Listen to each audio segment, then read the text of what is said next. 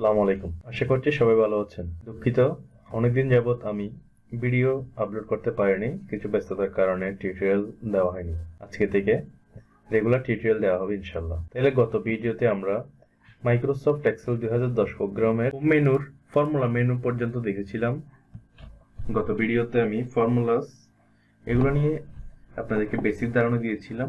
আজকে আমরা data menu এই সেকশনটি ক্লিয়ার করব। তাহলে ডাটা মেনু, এই মেনুর মধ্যে প্রথমে রয়েছে গেট এক্সটার্নাল ডাটা, এরপর রয়েছে কানেকশনস, এরপর শর্ট অ্যান্ড ফিল্টার, তারপর রয়েছে ডাটা টুলস, এরপর রয়েছে আউটলাইন।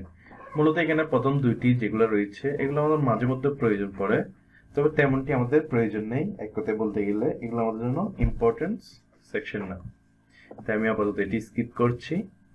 আপনাদেরকে আমাদের রেগুলার কাজ করার জন্য যেগুলো অনেক বেশি প্রয়োজন সেগুলো নিয়ে আলোচনা করছি। তাহলে এখানে প্রথমে রয়েছে শর্ট অ্যান্ড ফিল্টার। তাহলে শর্ট অ্যান্ড ফিল্টারের মধ্যে প্রথমে রয়েছে শর্ট বলতে এখানে অ্যাসেন্ডিং ডিসেন্ডিং, অর্থাৎ এ টু জেড টু এ। এটি বলতে কি বোঝাচ্ছে? এই যে দেখতে পাচ্ছেন আমার এখানে যেই ডেটাগুলো রয়েছে রোর মধ্যে, প্রথমে হচ্ছে পি, এরপরে আর, তারপর আবার সি, এরপরে এস। এখন এটি হচ্ছে ডিসেন্ডিং আকারে রয়েছে, অর্থাৎ এ টু জেড আকারে সিরিয়াল করা নেই। আমি যদি এগুলো সিলেক্ট করে এখান থেকে যদি এ টু জেড করে দিই তাহলে দেখতে পারবেন আমার এখন কিন্তু মিলে গিয়েছে, অর্থাৎ এ দিয়ে যে সেন্টেন্স রয়েছে সেটি সবার উপরে, তারপরে সি, এভাবে এফ, পি, অর্থাৎ এ থেকে জেড পর্যন্ত হয়ে গিয়েছে। এখন আমি যদি এখানে সিলেক্ট করে আবার জেড টু এ করে দিই তাহলে এলোমেলো হয়ে যাবে। দেখতে পাচ্ছেন এলোমেলো হয়ে গিয়েছে। আচ্ছা, এরপরে সেকশন রয়েছে শর্টস। তাহলে শর্টস এর কাজ কিন্তু same, A to Z, Z two এ। তারপর রয়েছে ফিল্টার। তাহলে ফিল্টারের কাজ কি? ফিল্টারের কাজ হচ্ছে যে এর মধ্যে যে দেখেন আমি পেজ অ্যানালাইসিস এটার উপর রেখে যদি ফিল্টারে ক্লিক করি তাহলে ফিল্টার হয়ে গিয়েছে। এখন ফিল্টারের মধ্যে এখানে সবগুলো সিলেক্ট অল রয়েছে। আমি যদি এখান থেকে সিলেক্ট অল নিয়ে শুধু টু সিলেক্ট করি, ওকে দিই, দেখেন তাহলে এটি হচ্ছে আমার ফিল্টারিং করা, অর্থাৎ অনেকগুলো ডাটার মধ্যে ফিল্টার করে করে আমার যেটি প্রয়োজন সেটি চেক করা। এখান থেকে চাইলে আপনি শর্ট অ্যাসেন্ডিং ডিসেন্ডিং করতে পারবেন, যেমন কি এই যে শর্ট স্মলেস্ট টু লার্জেস্ট এবং লার্জেস্ট টু স্মলেস্ট যখন আমার নাম্বার থাকবে। এই ছিল ফিল্টার পর্যন্ত কাজ। এরপর রয়েছে অ্যাডভান্স। তাহলে অ্যাডভান্সের কাজ হচ্ছে অ্যাডভান্স ফিল্টারিং। এটি আমরা মূলত অ্যাডভান্স সেকশনে দেখবো। আমি আগেও বলেছি, এখনো বলছি, এখানে একটির সাথে একটি ডাইরেক্টলি রিলেটেড। তাহলে এই ছিল শর্ট অ্যান্ড ফিল্টার। আমি যদি এখানে ফিল্টারে ক্লিক করি আমার ডেটা থেকে ফিল্টার উঠে যাবে। এরপর রয়েছে ডেটা টুলস, যেটি আমাদের খুবই গুরুত্বপূর্ণ। তাহলে এখানে প্রথমে রয়েছে টেক্সট টু কলামস। তাহলে টেক্সট টু কলামস এটিকে কি বোঝাচ্ছে আমি যদি আপনাদের একটু বেসিক দেখাই। তাহলে দেখেন আমি এখানে লিখছি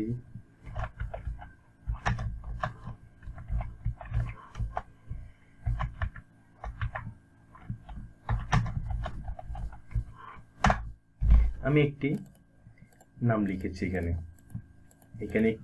একটি দুটি। এখন এখানে আমি চাচ্ছি এখান থেকে নাম দুটি আলাদা আলাদা, অর্থাৎ আমিন রহমান জামাল উদ্দিন। এখন আমি চাচ্ছি এখানে আমিন রহমান আলাদা কলমে থাকবে এবং জামাল উদ্দিনটা আলাদা কলমে থাকবে। তাহলে কি করতে হবে? আমার এটি সিলেক্ট করতে হবে। এরপর এখান থেকে টেক্সট টু কলাম এখানে সিলেক্ট করব। তাহলে আমার একটি বক্স চলে এসে কনভার্ট টেক্সট টু কলাম।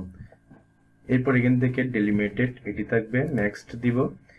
তাইলে আমার এখানে কি দিয়ে এটি আলাদা করা রয়েছে। তাহলে আমি কি কমা দিয়ে আলাদা করছি নাকি স্পেস দিয়ে আলাদা করছি? তাহলে আমার স্পেস দিয়ে আলাদা করছি। এই যে স্পেস আপনারা বক্সে দেখতে পাচ্ছেন আমার আলাদা হয়ে যাচ্ছে। এরপর নেক্সটে ক্লিক করব।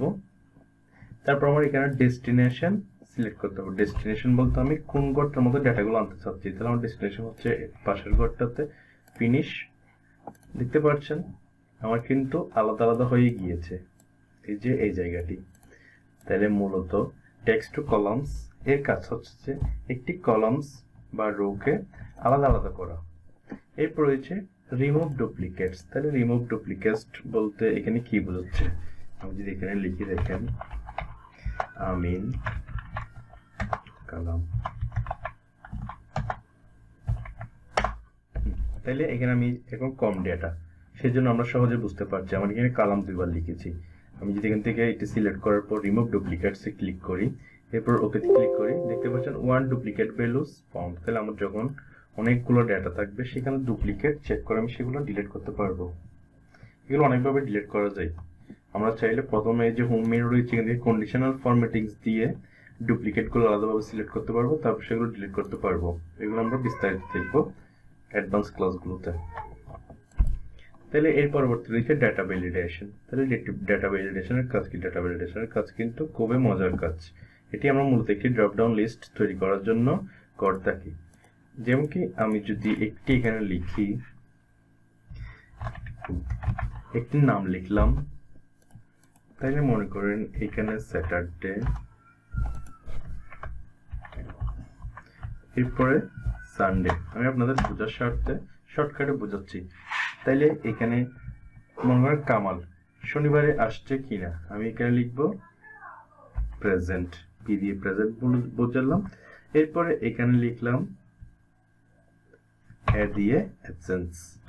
তাইলে এগুলা আমার যদি অনেকগুলো ব্যক্তির জন্য করতে হয়, এক কথায় হাজার হাজার ডেটার জন্য করতে হয়, আমি বারবার টাইপ না করে এক ক্লিকে করতে পারবো। তাইলে এক ক্লিক করার জন্য কি করতে হবে? আমি যদি এগুলো কেটে দিই, কেন নামটি মনে করেন অনেকজনের নাম থাকলো, আমি এভাবে দিয়ে দিলাম। তারপর এই করগুলো সিলেক্ট করব, সিলেক্ট করে এই যে ডাটা ভ্যালিডেশন, সিলেক্ট করে ডাটা ভ্যালিডেশন এখানে যাব। তাহলে এলো প্রথমে রয়েছে সেটিংস এর মধ্যে এলো, এখানে আমি কি করব? লিস্ট আকারে করে দিব। এরপরে সোর্স, সোর্স কি হবে? এখানে আমি লিখে দিব পি কমা এ।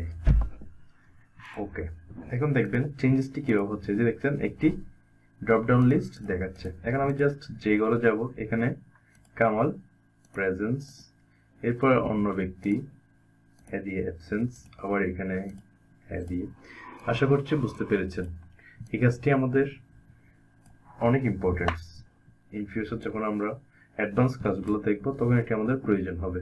এখন এখান থেকে যদি আমি ডাটা ভ্যালিডেশন ক্লিয়ার করতে চাই, তাহলে ক্লিয়ার ভ্যালিডেশন, এখান থেকে গিয়ে ডাটা ভ্যালিডেশন, ওকে, এখান থেকে ক্লিয়ার অল, ওকে, চলে গিয়েছে।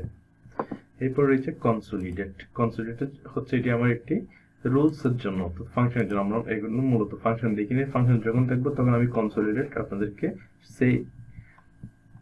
সেই ক্লাসেই বুঝিয়ে দিব। তারপর রয়েছে what if analysis. What if অ্যানালাইসিসের কাজ হচ্ছে যে মূলত এই যে সিনারিওস ম্যানেজার, গোল শিট, এগুলো মূলত ব্যাংক লোনের ক্ষেত্রে প্রয়োজন হয়।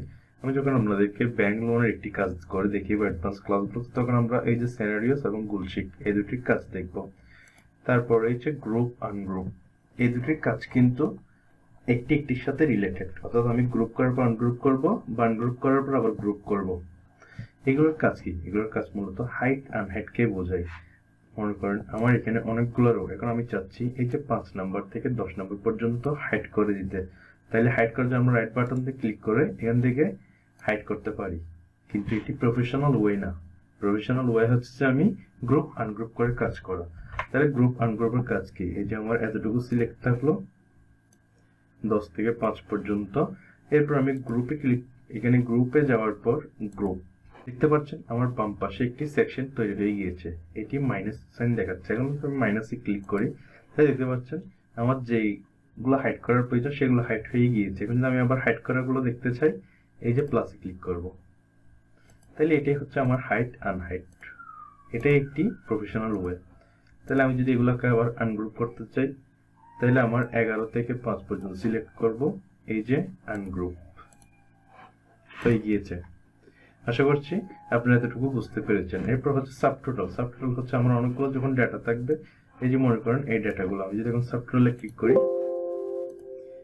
এই যে দেখতে পাচ্ছেন কলামস পিতে, ওকে, এই যে সাবটোটাল আকারে এটি দেখাবে, অর্থাৎ যেটি টোটাল তার নিচে সাবটোটাল প্রতিটির জন্য আলাদা আলাদা দেখাবে। তাই এটা আমার এখন এখানে আপনারা বুঝতে পারবেন না, যখন আমরা মূলত কোনো কাউন্টস নিয়ে কাজ করব, অ্যাকাউন্টিংস নিয়ে, তখন আপনারা এটা বিস্তারিত বুঝতে পারবেন। আমি রিমুভ অল করে দিলাম। এই ভিডিওটি আপনারা বুঝতে পেরেছেন। আগের ভিডিওতে আমরা রিভিউ এবং ভিউ মেনু অল্প কাজ রয়েছে সেগুলো সম্পর্কে জানবো। ধন্যবাদ সবাইকে।